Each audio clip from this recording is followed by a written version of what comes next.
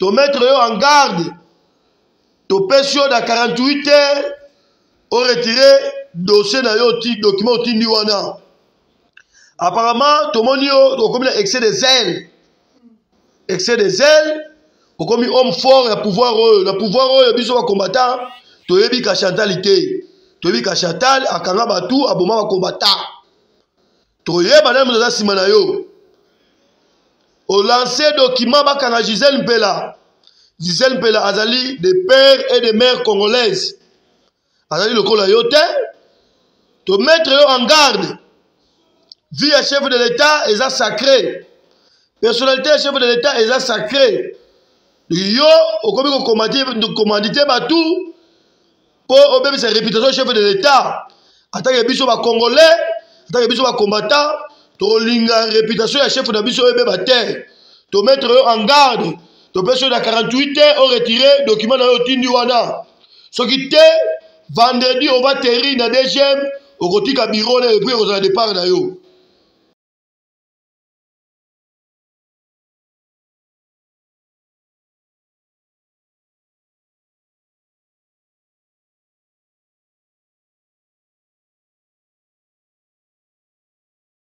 Félix, Papa Félix, Zamba ebisinga ina yebisa yo ete tango koki moment na ye tango kobeta pona a frapper yo ebisinga na biso ete ko humilier yo lulingi na humilier président moko te kati na mboka na biso ako kimisa yo kati na mboka na yo moko e ko luka mboka nyonso tu pona luka bombama ebisinga na yebiso ete mboka nyonso tu e ko rejeter yo esika moko to ko kende o bako yamba yo lisusu okokima lulingi président moko te na nakima kati na mboka na biso.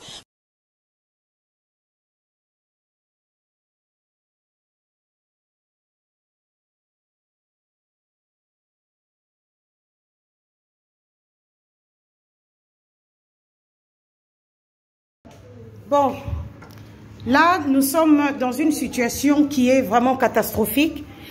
Il y a Madame Denise Nyakeru, la première dame de la RDC, qui vient d'envoyer par le canal de François Beya,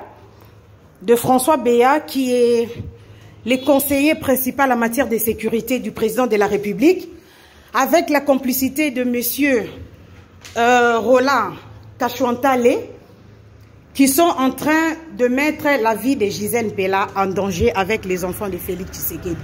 Voilà, ils sont venus, ils ont envoyé des gens maintenant qui sont venus dans la parcelle de Gisèle Mpela. Cette jeep-là que vous voyez, ça a été envoyé par François Beya pour venir matraquer les enfants de Félix Tshisekedi. Voilà, les enfants de Félix Tshisekedi sont là. Voilà, les enfants de Félix Tshisekedi sont en danger. Ça, c'est la parcelle de Gisèle Mpela. C'est la parcelle de Gisèle Mpela. Voilà.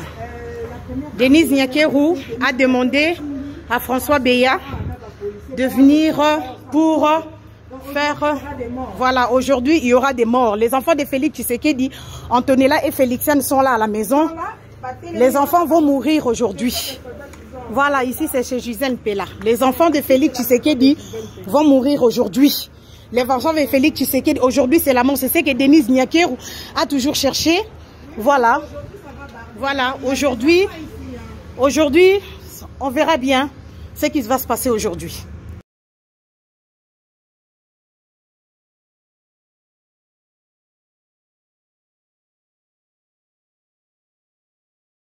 Steve Wemby, moi je suis gêné.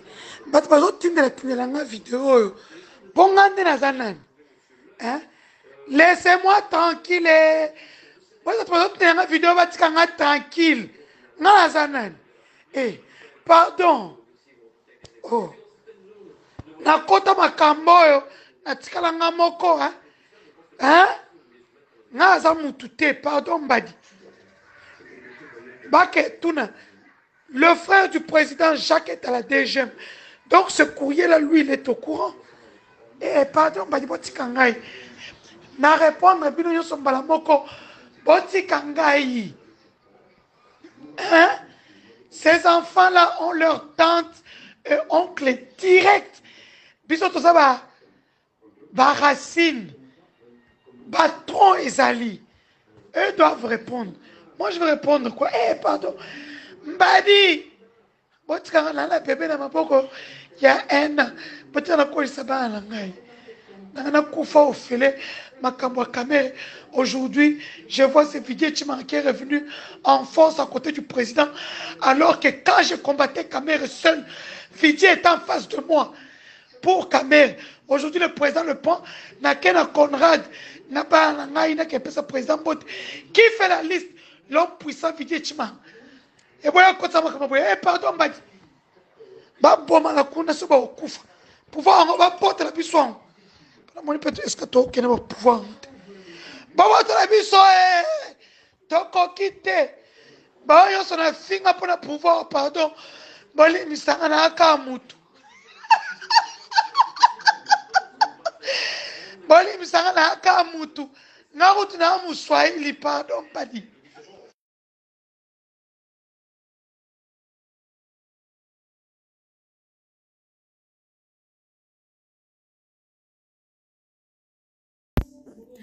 Salut, salut, salut à tout le monde. Ce message est pour toi qui fait circuler une vidéo en racontant de mensonges au nom de la première dame. Mamozo Luka Buzz. Mama ba beto kara ezo simba tozaka na besoin ba chaoka. Maintenant ebso o armée ya ba Amazon.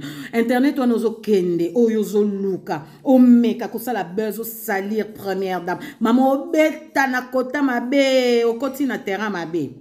Ozolanda ndengo zawana oamwasa liboso te yo pete mto sukisi o comprendre ko bota na mobali ya batu na libanda, je dis bien na libanda parce que na royaume ya RDC mobimba na république wana o comprendre reine azamoko première dame azamoko biso nyonso tolani na sima première dame mwasi ya mokonzi amoko comme on a maman Denise Nyakero Tshisekedi. Veut dire yo te muto bandi na robota na mobile ya batu yo pete muto osukisa. O comprendre ezalaka nango eloko asikeza te na kati. Donc o lukela ngo te bacha o kaso kindeni. O vandi na ope ozo filmer yo kanti va toke na toke pat. Ndeto aboye armée munene boy. So tonto bete loko to sala o faux. Mais to sala on a ndenga ba pro ezala sans tambour ni trompette. Ezana signete. Nengo zana ba benganyo. Oh.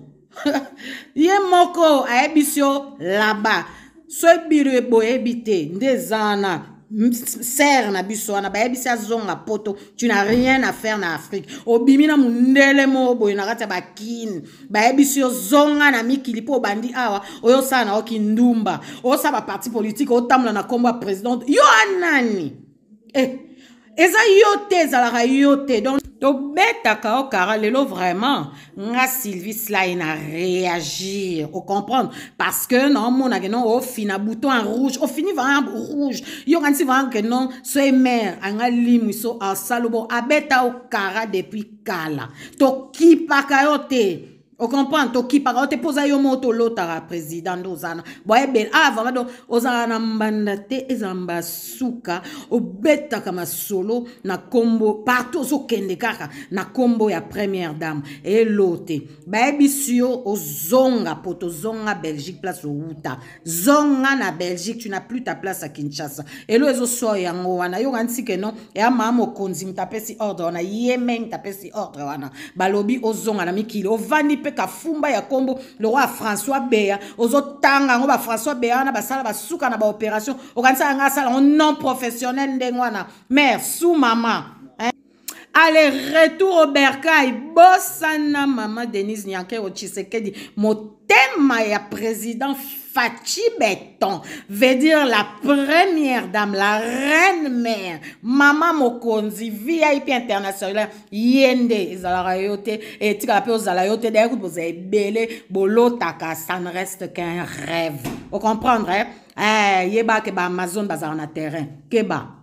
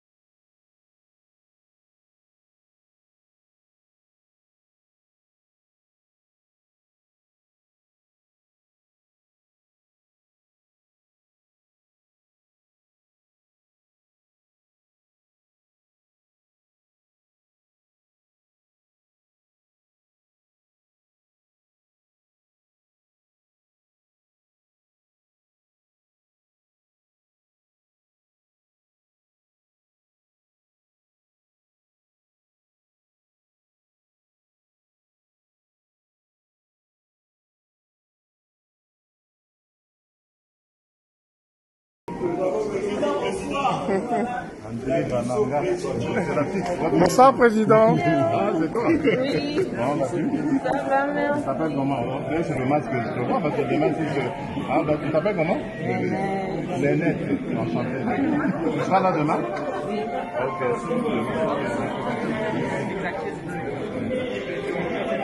Alors, avec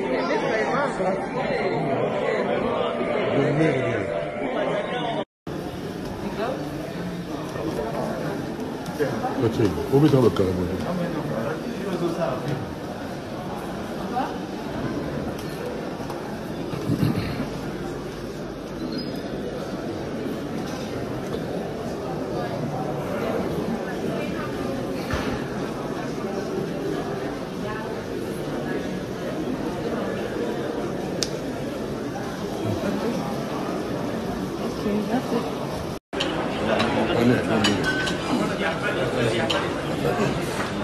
Oh.